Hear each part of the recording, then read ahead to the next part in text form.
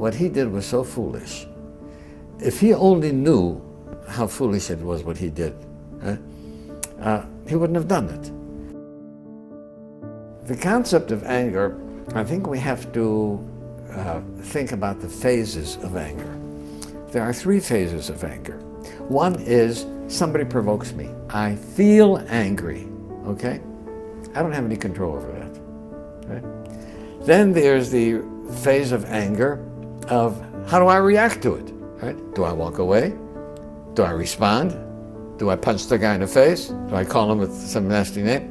That's my reaction to anger. And then the other thing is, okay, I didn't have any choice of feeling angry when I was provoked. How long am I going to hold on to that anger? An hour? A day? 22 years? Right?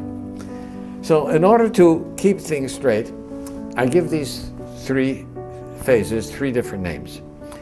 The feeling of anger, I call anger. The reaction to anger, I call rage. And the hanging on to the anger is called resentment. Right? And then if you clarify it, I say, okay, I can do nothing about my feeling of anger other than perhaps take some things in perspective. Right? One of my father's teachings that helped me a great deal was that when somebody did something to my father which should have provoked anger, my father would say, you know, what he did was so foolish. If he only knew how foolish it was what he did, he wouldn't have done it. So, you know, I feel sorry for that person for being such a fool. But if you feel sorry for a person, how can you be angry at him? You know, I feel pity for him. Pity and anger doesn't go together. But nevertheless, I can't control how I feel when provoked, but I certainly can control what my reaction is going to be. And finally, how long do I hang on to the resentments?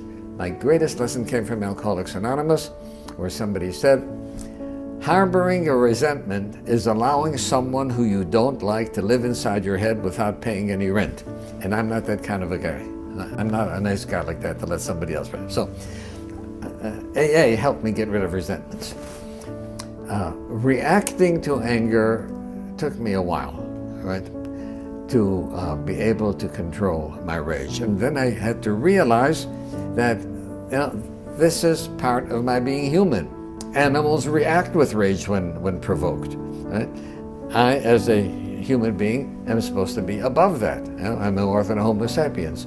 So I learned how to control my anger. How you react? Oh.